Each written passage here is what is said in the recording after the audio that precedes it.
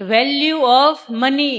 હવે તમે પૈસાનું સેવિંગ કરી શકતા, તમને મહેમાન દઈ જાય, મહેમાન દઈ જાય, મમ્મી પપ્પાનો વ્યવહાર સારો હોય એટલે દઈ જાય.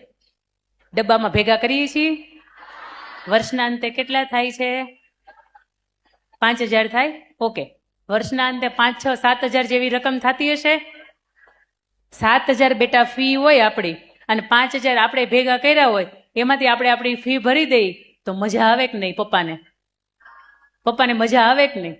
5,000ના 4-5 વર્ષ ભેગા કરી રાખીએ અને સોનાની બુટ્ટી આપણી પોતાની આપણે જાતે પૈસાથી ખરીદીએ. બોલો, એમાં મજા આવે કે નહીં? આપણી ઘડિયાળ પહેરવાનો બહુ શોખ હોતો હોય, પણ 3,000 રૂપિયાની ખરીદી આપણે કોક આપે આપણને, અને પછી આપણે પહેરીએ. એની હાટુથી કોક આપણને ઇન્સ્ટાગ્રામમાં મોકલે, હાય મારે તને ગિફ્ટ મોકલવી છે. મોકલ ભાઈ મોકલ, હું તો વાટ જ જોઉં છું ક્યારે તું મોકલેશ. કેફેમાં મળવા આવો, હું તમને ગિફ્ટ આપું છું. ભાઈ, એની અંદર 3,000 રૂપિયા હાટુથી કેટલી લાલચની અંદર આપણે આવી જાય છે. Value of money. તમારી પાસે નાની રકમ છે ને, એને તમે સેવ કરો ને, એમાંથી તમે તમારો પોતાનો ખર્ચો કાઢી શકો. પણ ભવિષ્યમાં તમને કોઈક એવું કહે ને કે 2 ડબલાની ગિફ્ટ હાટુથી, તો તમે સમજો કે આપણે એ સંતાન નથી, આપણે એ કુળ નથી, આપણી પાસે 2 કે 5 રૂપિયાની લાલચ કે લોભ ન હોય કે જેનાથી આપણે મોહાઈ જાય. વેલ્યુ ઓફ મની, આનો સિદ્ધાંત તમને શીખવે છે કે પૈસાની કિંમત કરો. પૈસાની કિંમત નહીં કરો તો કાલ હવારમાં પૈસો પણ તમારી કિંમત કરશે નહીં. આ દેશ છોડીને જવું પડે એની કરતાં બેટર છે કે પૈસો જે છે ને એની અંદર મોજ કરીએ અને એની અંદર રહીએ.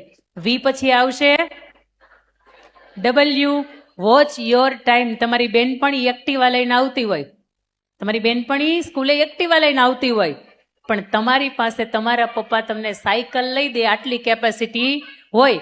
આપણી કેપેસિટી એક્ટિવા લઈ શકીએ આવી હોય નહીં. તમારા ઘરની પરિસ્થિતિ છે ને એ મુજબ ચાલવાનું.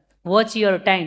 મા બાપને પણ વિનંતી છે કે દીકરી બોલશે, એ દીકરી તમને કહેશે કે અમારી પાસે નથી ને અમારી બેનપણી પાસે છે એટલે અમને તમને લઈ આપો, પણ તમારી જેટલી કેપેસિટી છે ને આવું એને શીખવજો. બેટા તને ખબર છે, સવારથી સાંજ સુધીમાં આટલી મહેનત કરું છું ને તઈ આટલા રૂપિયા આવે છે, અને આ રૂપિયા આવે છે ને એમાંથી તમારા મમ્મીના ખર્ચા, તમારા ભાઈ બહેનના ખર્ચા, મા બાપના ખર્ચા, અને ઘરની અંદર આવનારા મા બેરાના કેટલાય પ્રસંગો છે ને નીકળે. તમને અંદરથી લિટરલી સમજાય કે પપ્પા સવારથી સાંજ સુધીમાં આટલી બધી મહેનત કરે છે ને ત્યારે આપણી પાસે ફી ભરાય છે. આપણી આપ સૌને 2 હાથ જોડીને વિનંતી છે કે વોચ યોર ટાઈમ, કે તમારા પરિવારનો જેવો સમય છે ને એ પ્રમાણે તમે રહ્યો. પરિવાર કરોડપતિ છે, તમે મોજથી રહ્યો, પણ પરિવાર પાસે એટલા અગવડતા છે, એટલી નથી ને, તો એના માટે લોભ લાલચ માટે ક્યાંય દોરાઈ પણ ન જાઓ. અને પરિવારની અંદર મા બાપ જેવું જીવન જીવે છે ને એવું તમે પણ જીવતા શીખો.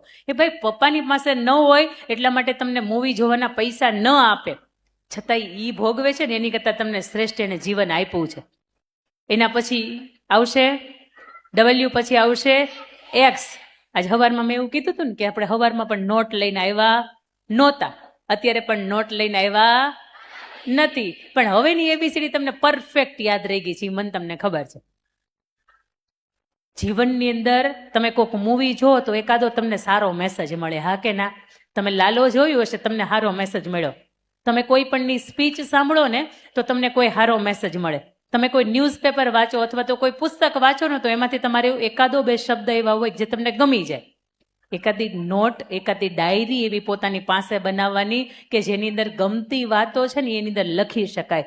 Xerox of goodness. કોઈની સારી વાત હોય ને તમે લખી શકો. સ્કૂલની અંદર જેમ જાઓ ને તો ઘણા બધા સૂત્રો પણ ક્યાંક લખ્યા હશે, પણ તમારી પાસે તમારી ડાયરી પોતાની હોય ને તો તમે લખી શકો. એક્સ પછી વાય. બોલો હવે તમે બોલો, આને લોકોને પાસે શું બોલાવવું છે આપણે? સમજાયું? ફરીથી બોલો. Why, that means yes I. કીડી પોતાનાથી ડબલ વજન લઈને ઉપર ચડી શકે. કાગડો ઘડાની અંદર પથ્થર નાખીને પાણીને ઉપર લાવી શકે. કરોળિયો કોઈ પણની મદદ લીધા વગરનું ઘર બાંધી શકે. કાચબો હોય સસલા કરતા પણ તેજ ભાગી શકે. અને ઓલો કાચીડો સમય બદલે ને એની જેમ પોતાનો રંગ છે ને એનું પણ પરિવર્તન કરી શકે. આ બધાય કરતા આપણી પાસે વધારે છે. શું છે? બુદ્ધિ. તો એ બધાય કરતા બુદ્ધિ વધારે છે ને, તો આવો તમે કે હું પણ જે ઈચ્છીએ ને એ આપણે કરી શકીએ. બોલો, કરી શકાય કે નહીં? Yes I can. વાય પછી શું આવશે? હવે યાદ રાખજો, હવે યાદ રાખજો. સવારમાં મેં જે તમને ઝેડ ની વાત કરી હતી, હે, 0 to હીરો, એમાં એ વ્યક્તિનું નામ શું હતું? હા, કેટલી વખત મેં બોલાવ્યું હતું? સાચું બોલજો. 3 વખત બોલાવ્યું હતું ને. આમાંથી કોઈ એવું આજે કે હું એકાદું કંઈક ઇનામ આપતી જાઉં?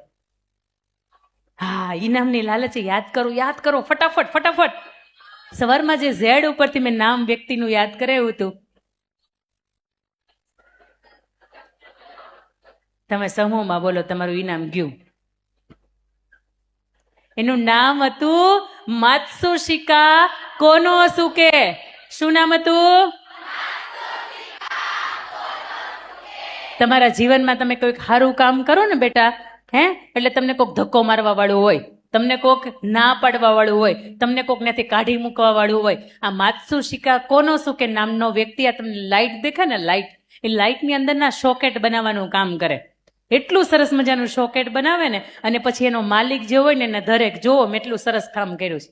એટલે એના માલિકને બીક લાગી કે આને જો હું મારી કંપનીમાં રાખીશ ને તો કાલ સવારમાં એ કંપની એની ઘરની કરી લેશે, એ મને જવાબ પણ નહીં આપે, એને કાઢી મૂકે છે, કારણ કે તે ખારું નથી કામ કર્યું એમ કરીને તેને કાઢી મૂકે છે. એ માણસ ઘરે આવે ને તો વિચારે કે મેં કામ સારું કર્યું હતું, છતાંય મને એને ડીમોટિવેટ કર્યો. તો હું મારી જાતે ઇલેક્ટ્રિક સોકેટ બનાવું અને ઇલેક્ટ્રિક સોકેટ બનાવીને જાપાનની ગલીએ ગલીએ વેચું. આજે તમે ને હું પેનાસોનિક નામના પાવરના સેલ વાપરીએ છીએ ને, એ કંપનીનો માલિક એટલે માત્સુશિકા કોનોસુકે. ગેરેજની અંદર કામ કરનારો વ્યક્તિ વિશ્વનો શ્રેષ્ઠ માણસ થઈ શકે. એલોન મસ્ક, એના જીવનની અંદર 3 વખત 0-0 થઈ ગયો છે. ગેરેજે વેચાઈ ગયું હતું. પત્નીએ તે 2 વખત છૂટાછેડા લઈ લીધા, ત્રીજી નવી પત્નીને આરે રહે છે. એના જીવનની અંદર આટલું બધું એને ખોયું છે, છતાં પણ આજે વિશ્વનો બીજો ધનાટ્ય વ્યક્તિ બની શકે. 0માંથી સર્જન થાય, શૂન્યમાંથી સર્જન થાય, 0માંથી હીરો. લાગે છે ને હવે કંઈક વિચારોની અંદર પરિવર્તન આવ્યું. આ કાટ ખાઈ ગયેલી બુદ્ધિને થોડુંક માંડી મેં ઘસવાનું કામ કર્યું છે. આવું મને એવું લાગે છે કે થોડીક તમારી બુદ્ધિને મેં ઘસી. હવે છેલ્લી વખત છેલ્લી 1 મિનિટની અંદર રિકોલ કરીએ, પછીની 3 મિનિટ તમારા માટે નહીં, આ દીકરીઓ માટે, અને એના પછીથી મારે મંચ ઉપરથી વિદાય લેવી છે. સૌથી પહેલા એ એટલે, બી એટલે, સી એટલે કોન્સન્ટ્રેશન, ડી એટલે ડિસિપ્લિન, ઈ એટલે એફર્ટ મહેનત, એફ એટલે ફેથ શ્રદ્ધા, એફ પછી જી એટલે ગ્રેટિટ્યુડ, એચ એટલે હેબિટ્સ, આઈ એટલે identify what you do, what you can, J એટલે justify what's good in you, તમારી અંદર સારું શું છે આને ઓળખો. જે પછી આવ્યું તું કે એટલે કૃષ્ણ, કે પછી એલ લોયલ, એલ પછી એમ મેચ્યોર અને બી મોટિવેટેડ યોર સેલ્ફ, એમ પછી આવ્યો તો એન નેશન્સ લવર, એના પછી આવ્યો તો ઓ એટલે ઓપ્ટિમિસ્ટિક, એના પછી આવ્યો તો પી પેશન, એના પછી આવ્યો તો ક્યુ ક્વીન રાણી લક્ષ્મીબાઈ, એના પછીનો આર રિસ્પોન્સિબલ, એના પછીનો એસ સ્પિરિચ્યુઅલ, એના પછીનો ટી ટાઈમ ટેબલ, એના પછીનો યુ યુનિટી, એના પછીનો વી વેલ્યુ ઓફ મની, એના પછીનો ડબલ્યુ વોચ યોર ટાઈમ, તમારા પપ્પાની પરિસ્થિતિ જુઓ, ડબલ્યુ પછી એક્સ ઝેરોક્સ ઓફ ગુડનેસ, એના પછી વાય યસ આઈ કેન, અને એના પછી 0 to. હવે છેલ્લી 3 મિનિટ મારી. હે બેટા, કેટલામું ભણો છો?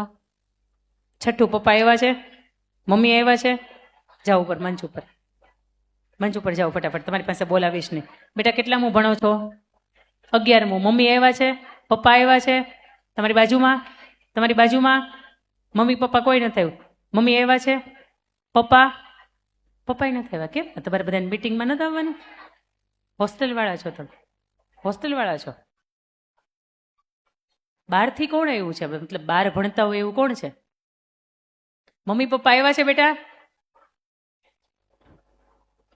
આવ્યા છે મમ્મી પપ્પા? મારે 5 જ દીકરીઓને જોઈ છે આવી.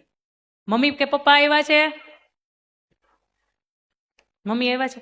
જાઓ બેટા મંચ ઉપર. કેટલામાં ભણો છો? જાઓ. કેટલામાં ભણો છો બેટા? 12મું. મંચ ઉપર જાઓ. મમ્મી પપ્પા આવ્યા હોય ને બેટા કેટલામાં ભણો છો તમે? યસ, તમે છેલ્લે. તમે હા. કેટલામું? 11મું. મમ્મી પપ્પા આવ્યા છે? દિલથી બોલજો, દિલથી. ન જવું હોય તો ના પાડી દો. બાજુમાં તમે તમે ઓકે,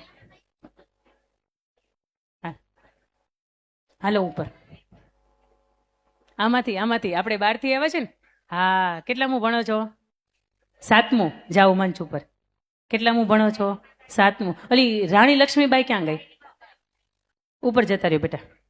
રાણી લક્ષ્મીબાઈ ક્યાં ગયા? બહારથી આવો છો? મમ્મી પપ્પા આવ્યા છે? આવ્યા છે મમ્મી પપ્પા? આવો બસ.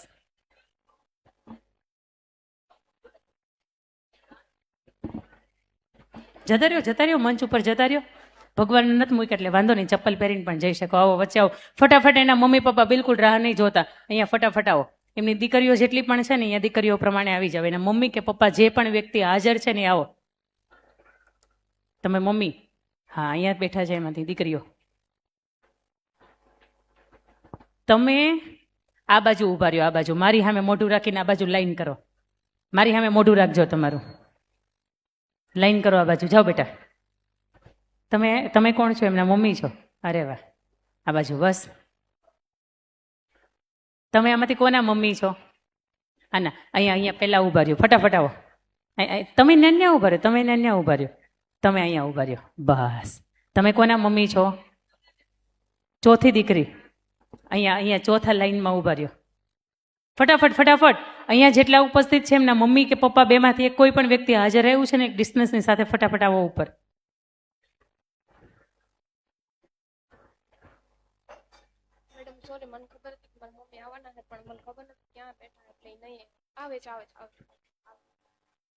હા, ઓકે. તમે અહીંયા ઉપર આવી છે ને તમારા મમ્મીને ખબર છે કે આપણો હીરો ઉપર વયો ગયો. આવો. તમારું સંતાન જેટલામું છે ને એટલામું તમે આ બાજુની લાઈન કરીને એની સામું જોઈને ઊભું રહેવાનું છે. હા. સૌથી છેલ્લે તો કે તમારી દીકરી છે. આ બાજુ પહેલા તો તમે પહેલા છો. 1 2 3 4 ને 5. 1 2 3 4 5 6. એક જ બાકી છે ને? ઓકે, આવો જલ્દી.